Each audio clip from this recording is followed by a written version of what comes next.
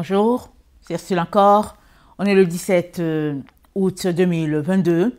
Alors, je viens sur la trompette ce matin encore et je viens proclamer le retour de notre Seigneur Jésus-Christ. Soyons tous bénis, amen, et que sa joie soit notre force en ce jour.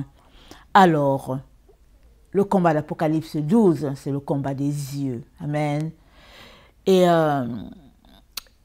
on va lire le texte que Dieu nous donne. Et aujourd'hui, j'aimerais venir mettre l'accent, amen, sur quelque chose que le Seigneur m'a révélé alors que j'étais en train de méditer sur ce texte-là, hier et puis avant-hier.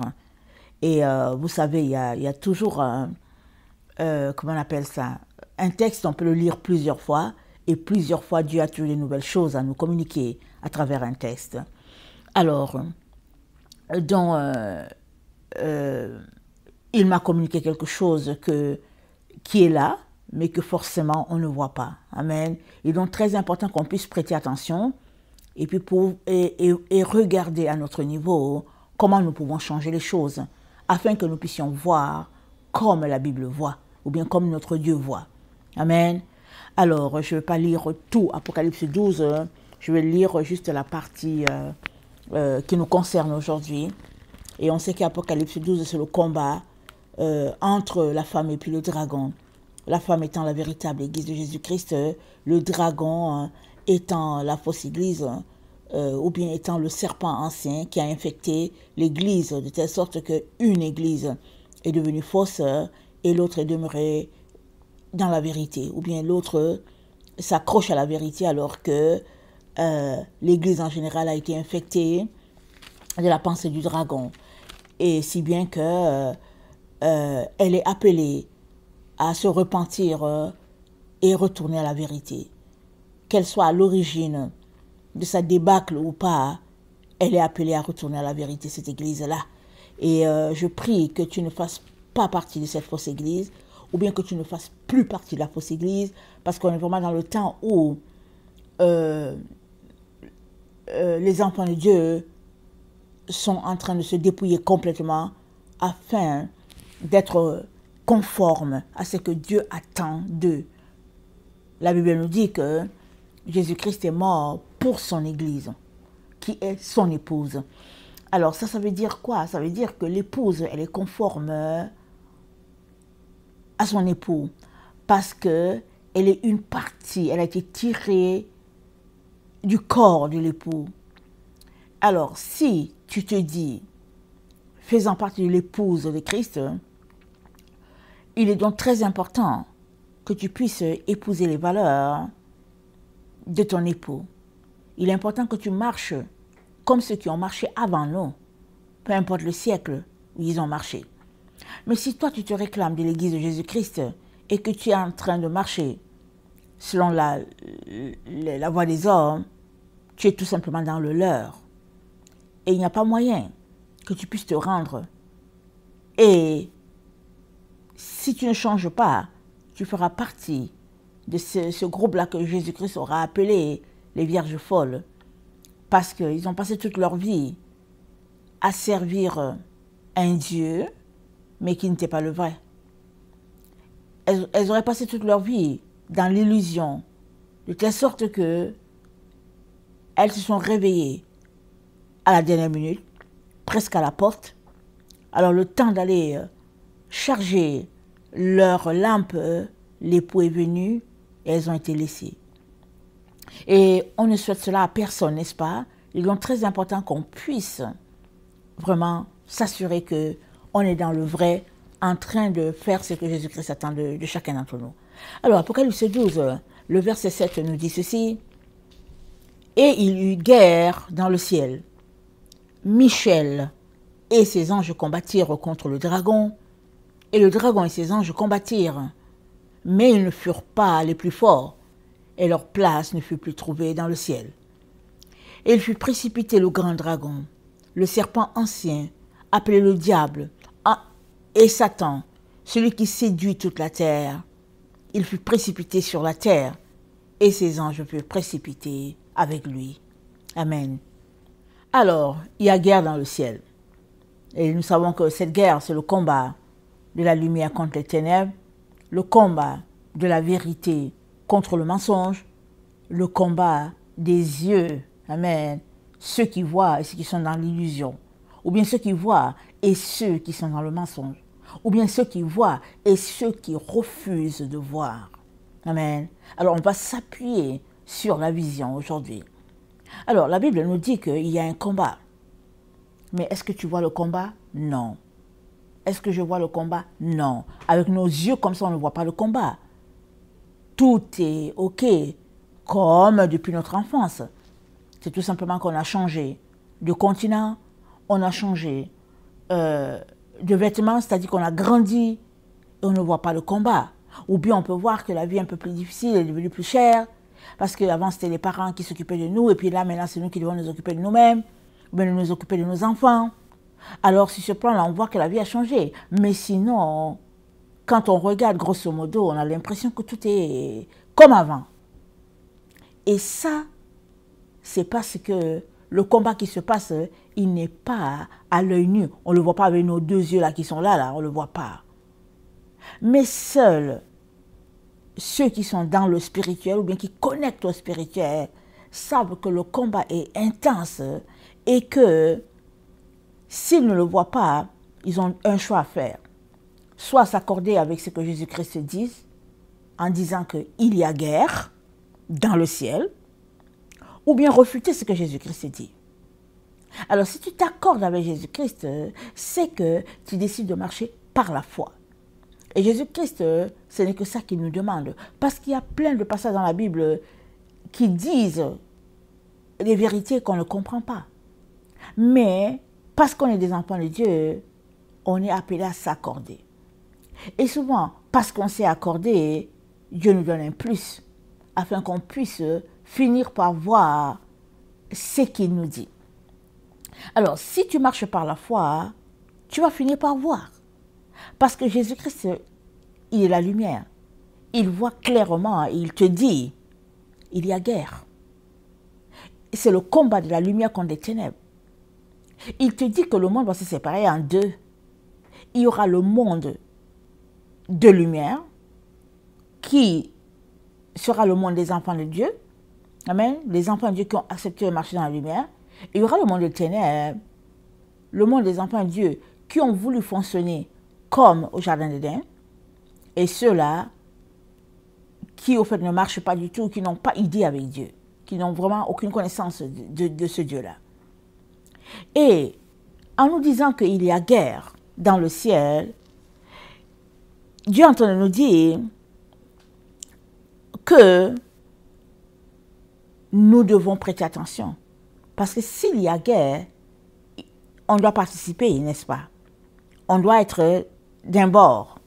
Soit on est du côté du serpent, soit on est du côté de la femme. Et en continuant de lire le verset 9, on est informé que celui-là que Dieu appelle le grand dragon, c'est le serpent ancien. Alors, où est-ce qu'on a entendu parler du serpent ancien? Où est-ce qu'on a entendu parler du serpent? On a entendu parler du serpent dans la Genèse. Dans la Genèse, on est introduit à une conversation entre Ève et puis le serpent. Alors, le serpent, c'est qui? On peut penser que le serpent, bon, c'est celui-là qui est là, qui n'a plus de pattes, qui roule, qui se déplace sur son ventre, comme c'est dit, comme sa malédiction, comme les serpents venimeux et tout ça et tout. Mais on peut aussi aller plus loin en disant, est-ce que le serpent, c'est plutôt dans l'idéologie? Est-ce que Dieu a entendu quelque chose? Parce que s'il est vrai que oui, il y a eu un serpent qui a poussé Ève à l'erreur, quelles sont les pensées de ce serpent-là? C'est quoi qu'il était en train de dire à Ève pour qu'aujourd'hui, à la fin, parce qu'on est dans l'Apocalypse, Dieu nous dise qu'il s'agit du serpent ancien. En fait, il est en train de nous rappeler quelque chose. Mais pour que tu te rappelles de quelque chose, il faut que tu connaisses d'abord l'histoire première. Si tu ne la connais pas, tu ne peux pas te rappeler. Amen. Tu ne peux pas te rappeler. On se rappelle que de ce qu'on connaît. Si on ne connaît pas, on ne peut pas se rappeler. Alors regardons, allons-y regarder dans la Genèse. Qu'est-ce que le serpent a fait? Dans la Genèse, le serpent est venu tromper Ève. Il a vu la dynamique qu'il y avait dans le jardin d'Éden entre Ève et puis Adam et puis Dieu. Et dans sa jalousie, il s'est demandé comment il allait venir détruire cette dynamique-là, cet équilibre-là qu'il y avait. Et c'est lui qui commence la conversation avec Ève, hein, et il lui dit, est-ce que Dieu a vraiment dit ceci? Il vient déjà sur le terrain du doute. Dieu a-t-il vraiment, Dieu a-t-il réellement dit ceci? Et à la dame de répondre, n'est-ce pas? Et finalement, le second élément qui ressort, il dit à la femme qu'il est question des yeux. Il est question des yeux. Le verset 4 de Genèse 3 nous dit, alors le serpent dit à la femme, vous ne mourriez point. Mais Dieu sait que le jour où vous en mangerez, vos yeux s'ouvriront et que vous serez comme des dieux. C'est-à-dire, il est venu débalancer la foi de Ève en ce Dieu-là. Parce que Ève savait que Dieu avait donné des ordres. Il avait dit ceci, il avait dit cela, il avait dit cela. Et finalement, le serpent lui dit, non, au fait, c'est parce que dans le fond, le serpent, Dieu ne veut pas que vous puissiez graduer, si on peut le dire en nos termes. Dieu ne veut pas que il veut que vous restiez dans l'ignorance. C'est ça qu'il dit à Ève. Alors que, dans le fond, la personne qui est en train de les tromper, c'est lui. Mais il envoie le problème dans la cour de Dieu, faisant croire à Ève que lui, le diable, il est pour elle et Dieu est contre elle. Et c'est dit qu'effectivement, leurs yeux s'ouvrirent et ils connurent qu'ils étaient nus. Leurs yeux s'ouvrirent, non sur la lumière, mais leurs yeux s'ouvrirent sur les ténèbres. Alors, j'ai dit que le combat de l'Apocalypse 12, c'est le combat des yeux. Tes yeux peuvent s'ouvrir sur la lumière, ils peuvent aussi s'ouvrir sur les ténèbres, ou bien tes yeux peuvent s'ouvrir sur la lumière et être complètement fermés parce que tu ne vois pas ce qui se passe autour de toi. Et le serpent est venu troubler la quiétude de Ève et de Adam, en leur faisant croire que Dieu n'était pas pour leur bien. À partir de ce moment-là, il y a eu cette tache de ténèbres-là dans l'esprit de Ève. Il y a eu ce doute-là quant à leur relation avec Dieu. Et ce qui a poussé les deux humains à déborder du cadre de Dieu. Et finalement, la sentence est tombée. Dieu a donné à chacun sa part de faute et sa part de récompense suite à sa faute. Et il a dit au serpent, toi là, je vais mettre une inimitié entre la femme et toi. Je vais mettre la chicane, si on peut le dire. Je vais mettre la mésentente. Je vais mettre tout simplement que vous n'allez jamais vous entendre. Vous serez ennemis, c'est tout. Il n'y a pas moyen que vous puissiez vous entendre. Parce que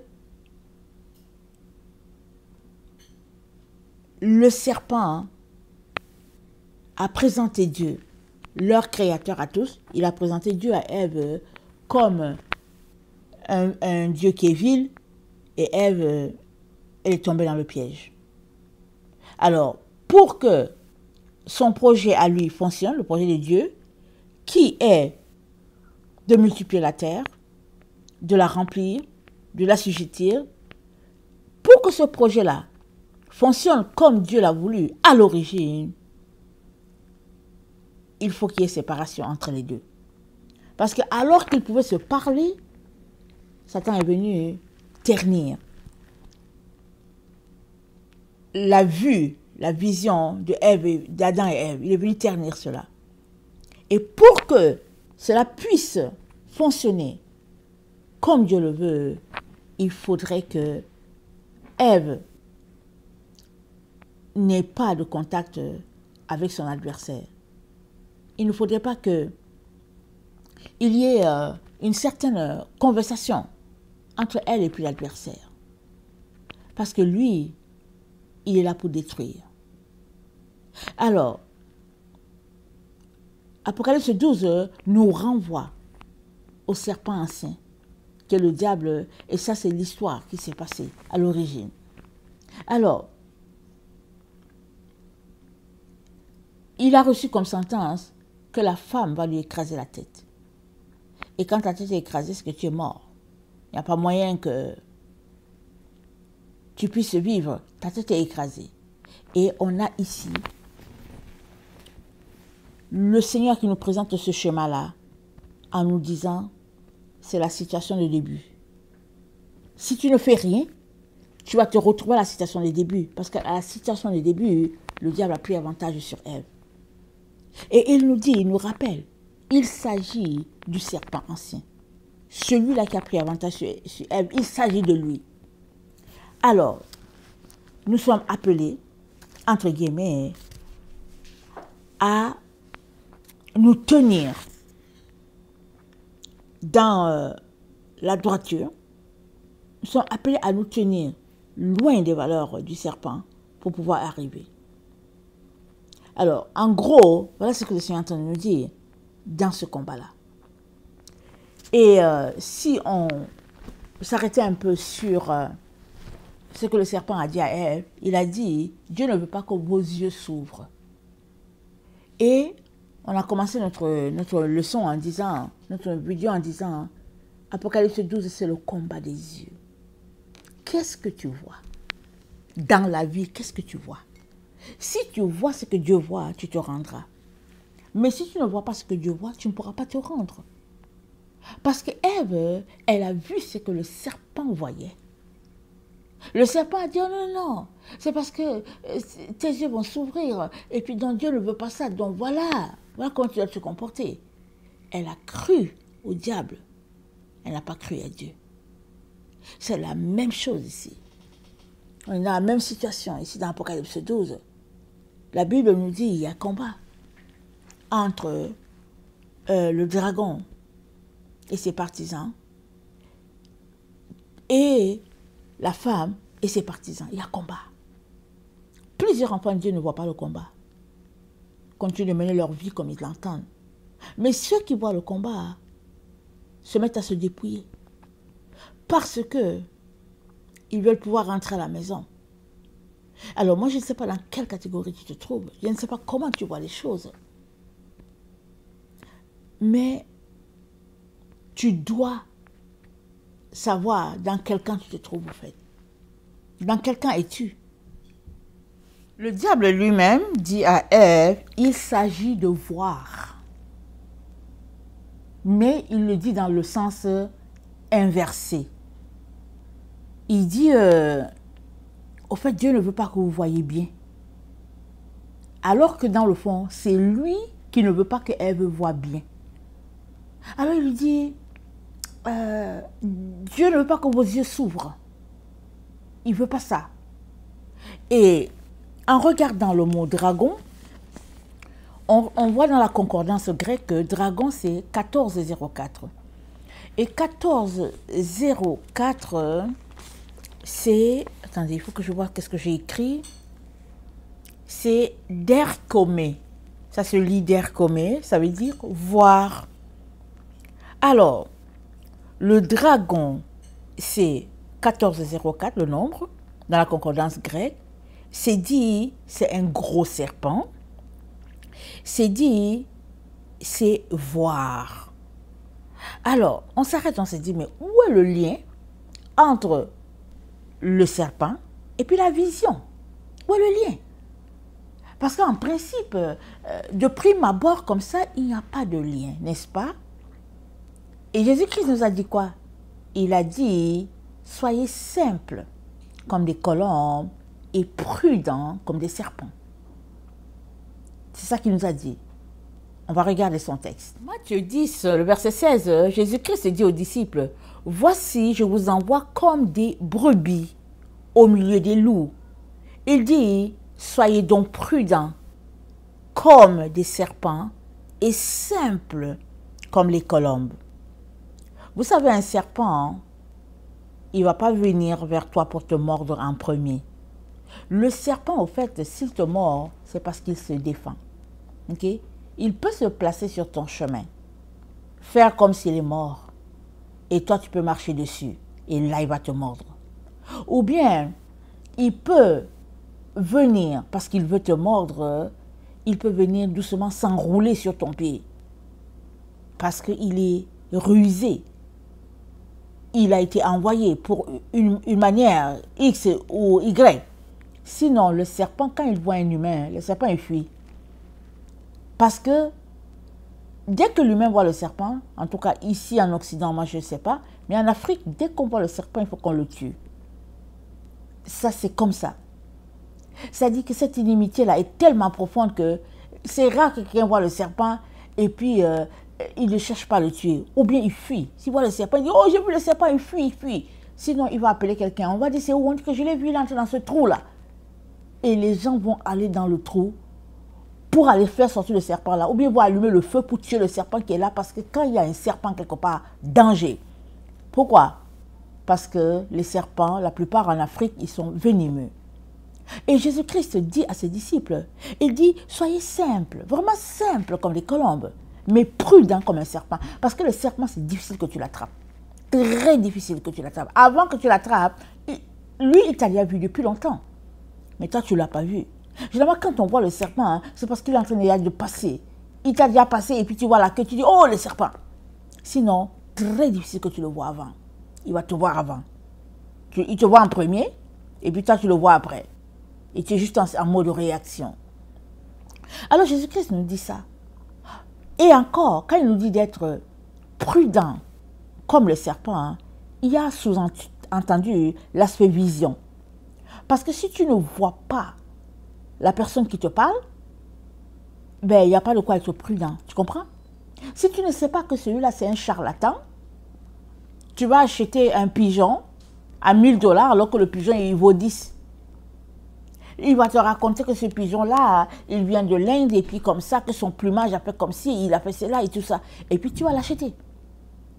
Parce que tu n'as pas vu qu'il était en train de te tromper. Donc, tout ce qui a trait au dragon, ça appelle à la vision. Parce que si tu ne vois pas que ici c'est le serpent, hein, alors tu vas demeurer dans l'illusion et dans les ténèbres. Parce que dans le fond, le serpent d'Apocalypse, le serpent de Genèse et celui d'Apocalypse, ce n'est pas l'animal qui rampe là, avec son ventre. Non, non, non. Le serpent, c'est l'idéologie, la pensée, c'est le fait d'être tortueux dans son esprit. C'est le fait de tendre les pièges aux autres. C'est le fait de dire que cette mangue est mûre alors qu'elle est verte. Tu la vois bien, tu vois qu'elle est verte, tu touches, c'est dur. Et puis la personne te dit, non, non, non, c'est mûr, tu vas voir. Tu dis à la personne, mais est-ce que je peux couper un peu? Il va te dire, mais non. Si tu coupes, si tu blesses la mangue, je ne peux plus la vendre. Mais crois-moi, la mangue, elle est mûre. Alors toi, tu achètes la mangue sur la base de l'autre. Et il va sourire. Ou bien il va te dire, tout flatteur vieux dépend de celui qui l'écoute. Alors, quand on voit dans la concordance grecque, dragon, le nombre c'est le 1404 et ça envoie à la vision, ça envoie à voir. Et, je tourne ma page, excusez-moi, mais pourquoi forcément le mot voir? C'est parce que si tu ne vois pas comme Dieu voit, tu es dans les ténèbres. Amen. Tu es dans les ténèbres. Parce que Dieu, il voit d'une manière, et nous les humains, nous voyons d'une autre manière. Il dit quoi? Il dit, mes pensées ne sont pas vos pensées, mes voix ne sont pas vos voix. Alors, le soleil peut être là bien devant toi, et puis Dieu te dit, il fait noir. Mais toi, parce que tu as la vision humaine, tu vas dire, mais non, il y a le soleil, il ne fait pas noir. Tu vas te mettre à discuter avec Dieu. Alors que lui, il est en train de te dire, spirituellement, hein, on est dans les ténèbres les plus totales. Et c'est vrai que le temps dans lequel nous sommes, 2022, août, nous sommes dans les ténèbres les plus profondes. Il fait noir. La Bible dans Isaïe dit, les ténèbres couvrent la terre, mais la gloire de Dieu se lève sur toi. La gloire de Dieu se lève sur Israël. La gloire de Dieu se lève sur toute personne qui retourne au Dieu d'Israël. C'est là que la gloire de Dieu s'élève. Et Dieu nous dit, dans son explication, avec la concordance, dragon, c'est voir. Et Matthieu 6 nous donne d'expliquer un peu pourquoi le dragon, qui est l'ancien serpent, réfère à voir. Alors, Matthieu 6, ça dit ceci. L'œil est la lampe du corps. Si ton œil est dans un bon état, tout ton corps sera éclairé. Mais si ton œil est dans un mauvais état, tout ton corps sera dans les ténèbres. Si donc la lumière qui est en toi est ténèbres, combien seront grandes tes ténèbres? Alors, qu'est-ce que tu appelles lumière? Est-ce que ta lumière c'est Krishna? Est-ce que ta lumière c'est Bouddha? Est-ce que ta lumière c'est Jésus?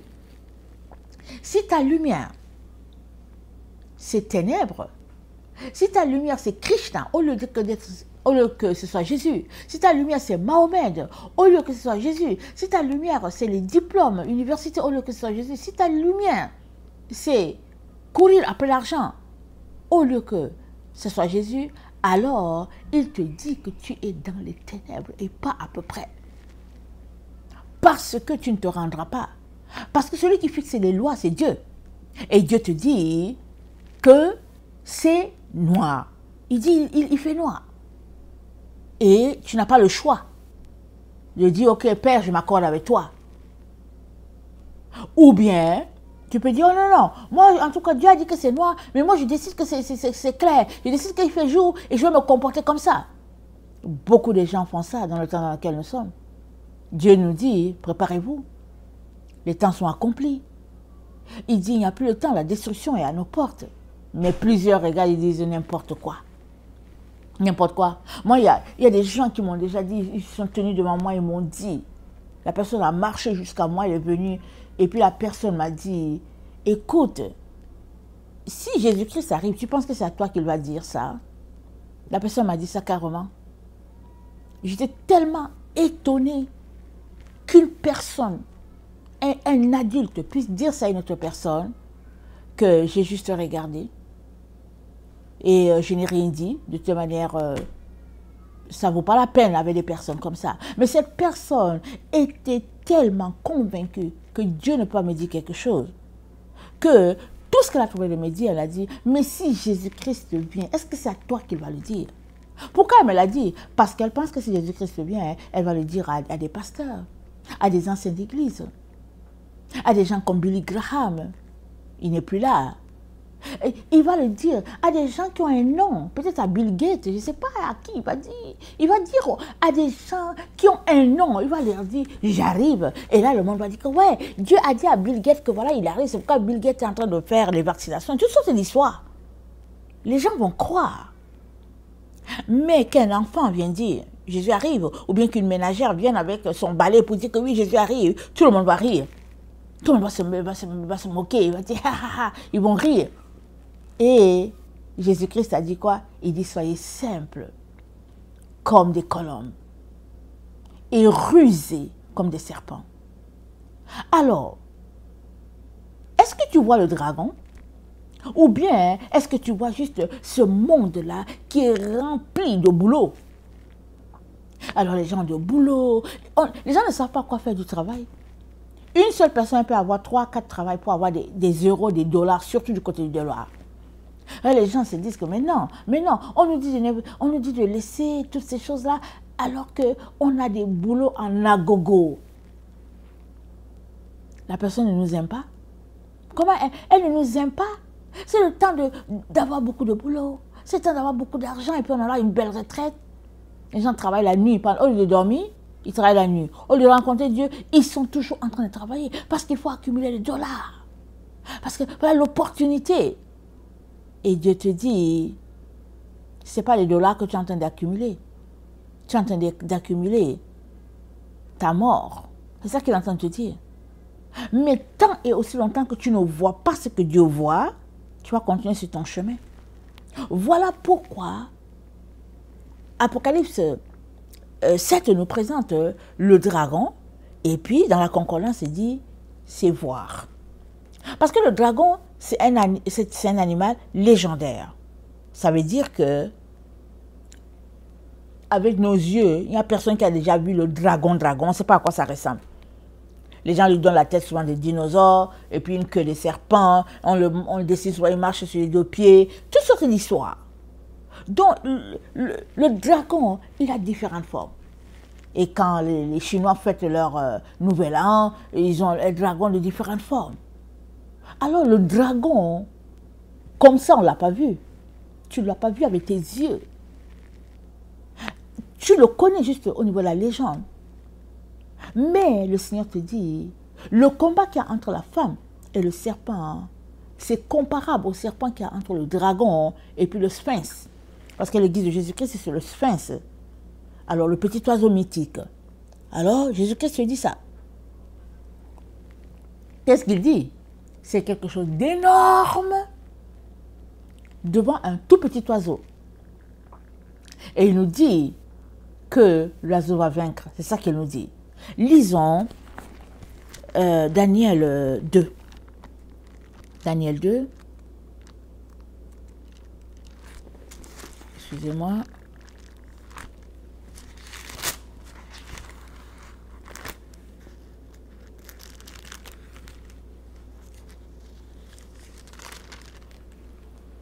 Verset 34.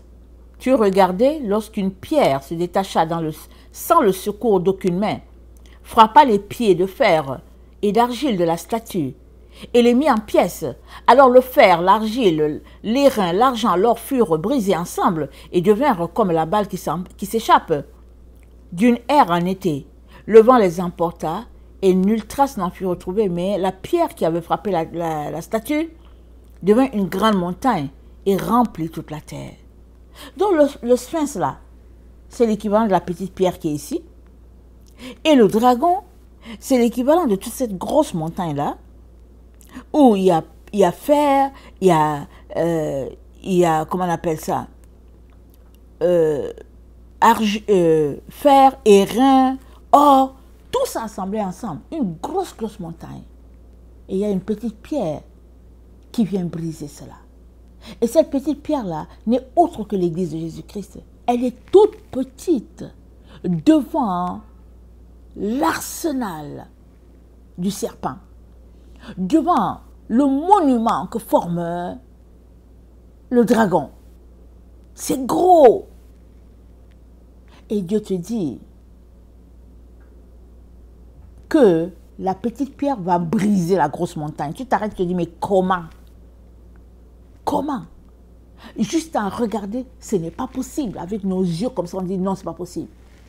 Mais si tu t'accordes avec ce que Dieu a dit, alors ça va arriver et tes yeux verront la chose se réaliser. C'est pourquoi c'est dit que le dragon, c'est voir. C'est pourquoi il a été associé le mot voir à l'explication du dragon. Parce que si tu ne vois pas le dragon, jamais tu ne te lèveras pour te préparer. Tu vas dire, mais de quoi il est question? Tu vas dire, mais non, il ne faut pas exagérer. Tout est cool, tout est bien. Et puis voilà, on aime notre Dieu, on va à l'église les dimanches, on fait ceci. Et puis bon, voilà, et puis on fait nos chorales, on fait nos histoires. Mais si on voit comme Dieu voit, Dieu dit, ça c'est l'abomination.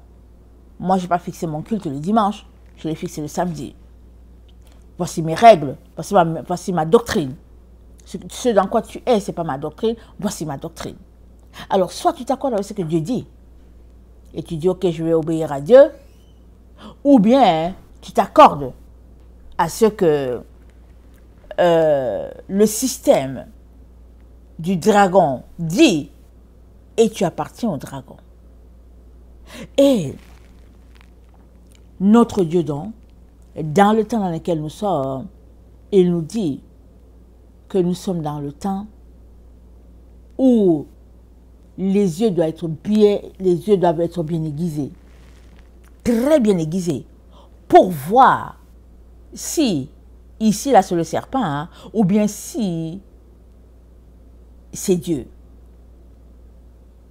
Parce que tu ne sais pas forcément qui est serpent, qui est colombe. Tu ne sais pas forcément si la voie sur laquelle tu te retrouves, c'est la voie qui te mènera droit chez l'ennemi, ou bien si c'est la voie qui t'affranchira, parce que tu es en train d'embarquer dans un chemin qui te conduit à Christ. Tu ne sais pas. Mais tu le sauras si tu veux aller dans ce que Dieu dit. T'arrêter à ces différentes stations. Te méfier quand Dieu te dit de te méfier. Et avancer quand Dieu te dit d'avancer. Il s'agit de voir. Est-ce que tu vois le dragon? Est-ce que tu vois le serpent? Parce que si tu ne le vois pas, tu ne vas pas t'apprêter. Tu vas juste te dire n'importe quoi. Tu vas dire c'est du n'importe quoi. Il n'y a pas de serpent, il n'y a pas de dragon. Mais si tu t'accordes avec ce que Dieu dit, alors Dieu te dit que le serpent a été défait. Ça veut dire que la femme, l'église de Jésus-Christ, a écrasé la tête du serpent. Et il a été défait. Cette machine gigantesque-là, ce géant-là, qui est appelé dragon, a été défait devant Dieu, ou bien devant la petite pierre, complètement défait. Alors, le combat d'Apocalypse 12, c'est le combat des yeux. Maintenant, toi, qu'est-ce que tu vois? Et comment vois-tu? Et as-tu du collyre? Parce que Jésus-Christ a dit à Laodicée, viens, je te demande du collyre. Parce que tu dis que tu vois, mais dans le fond, tu ne vois rien. Tu vois rien. Tu dis que tu vois. Alors, mes frères et sœurs, je viens vraiment nous encourager. Sommes-nous des personnes qui voyons? Ou bien sommes-nous des personnes dans l'illusion? Parce que si nous voyons, alors, Dieu nous dit que nous sommes dans les temps de la fin. Et qu'on doit s'apprêter, parce que la destruction est à nos portes. Mais si nous ne voyons pas, ou si nous refusons de voir, on va dire du n'importe quoi, il n'y a pas de destruction, il n'y a pas ceci, et on va continuer de mener notre vie comme on l'entend. Et la surprise sera tout simplement désagréable. Quand la parole de Dieu frappera les uns et les autres, mais ce n'est pas ça que Dieu veut. Alors Dieu ne cesse de nous dire, apprêtez-vous, renoncez aux œuvres mortes, apprêtez-vous et marchez sur le petit chemin, entrez par la petite porte, la porte étroite.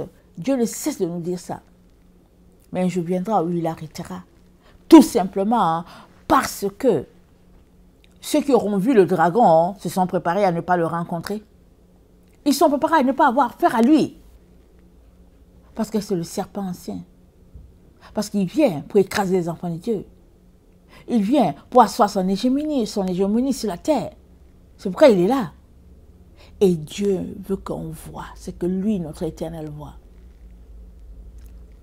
Amen. Que vois-tu? Que vois-tu à chaque jour? Que vois-tu? Et je prie que le Seigneur te fasse la grâce de voir ce que Dieu voit. Et Dieu voit un gros dragon en guerre contre un petit sphinx. Et le petit sphinx l'emporte. C'est ça que je vois.